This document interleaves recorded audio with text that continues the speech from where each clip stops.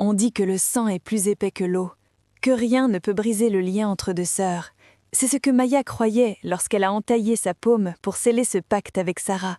Elle n'avait rien, juste une promesse, sortir de cette misère ensemble, peu importe le prix.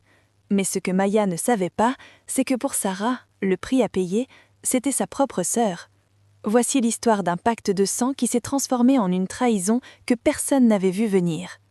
Maya et Sarah ont grandi dans l'ombre, là où chaque repas est un combat.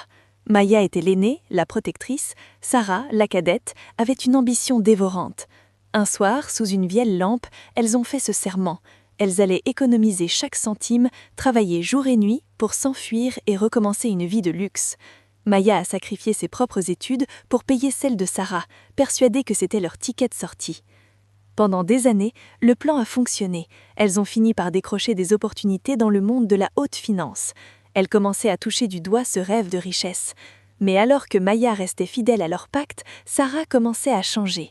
Elle fréquentait des cercles que Maya ne comprenait pas. Les secrets commençaient à s'accumuler. « C'est pour nous deux, Maya », disait-elle, mais ses yeux ne disaient plus la même chose. Un jour, Sarah arrive avec une opportunité, un investissement risqué mais qui pourrait doubler leur fortune en une nuit. Maya hésite, mais le pacte de sang la hante. Elle signe, elle donne accès à tout ce qu'elles ont construit. C'est à ce moment précis que le piège s'est refermé. Sarah n'investissait pas pour leur avenir, elle organisait sa propre disparition avec l'argent de Maya. Le matin du départ prévu, Maya trouve l'appartement vide. Pas de Sarah, pas d'argent, juste une note sur la table tachée d'une goutte de sang séché. Le pacte était de sortir de la misère. Je ne t'ai jamais promis qu'on le ferait à deux.